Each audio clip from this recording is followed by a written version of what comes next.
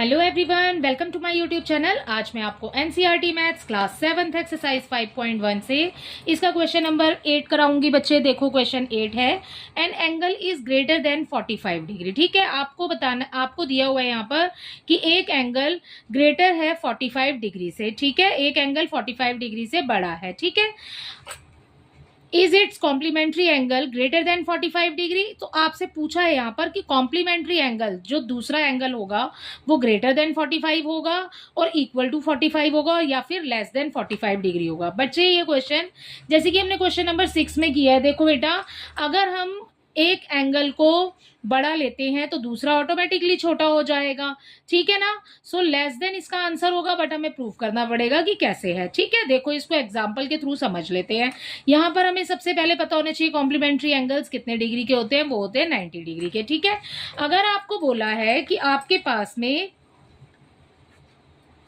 Angle है, हमें नहीं पता वो कौन सा एंगल है। ठीक है, अगर वो ग्रेटर है 45 डिग्री से, इस 45 डिग्री से ग्रेटर है अगर वो एंगल, देखो कॉम्प्लीमेंट्री एंगल कैसे बनते हैं बेटा, जब हम दो एंगल्स को प्लस करते हैं। ठीक है, x प्लस एक्स होता है इज इक्वल टू हो जाता है हमारे पास 90 डिग्री। ठीक है, ये तो हमें ये पता है, हमारे पास दो एंगल हैं और उसके बाद में उनका टोटल जब हम करेंगे तो वो हमें 90 डिग्री मिल जाएगा।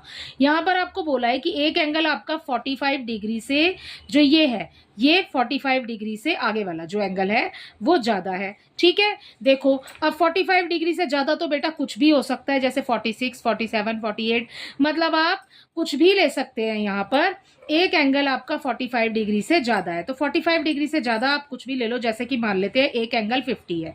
ठीक है, और दूसरा एंगल 45 डिग्री से, मतलब पहला वाला 45 डिग्री से ज्यादा है, हमने 50 ले लिया।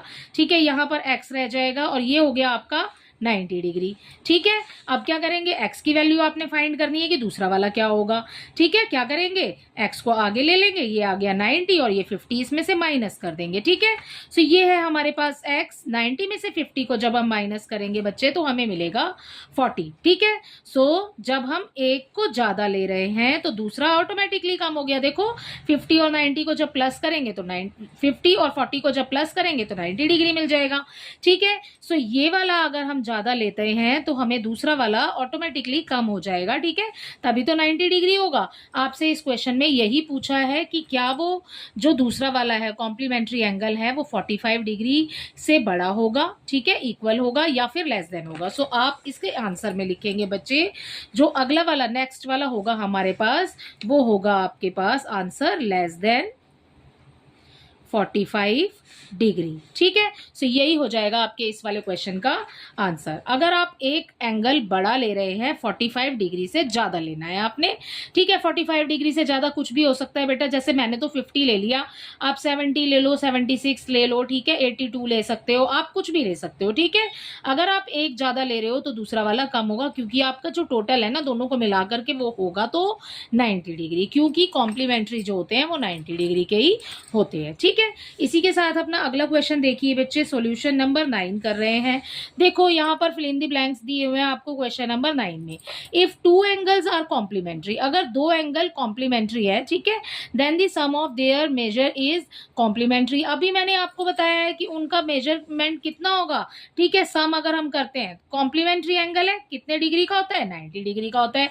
सो फर्स्ट वाले ब्लैंक में आपने 90 डिग्री फिल करना है।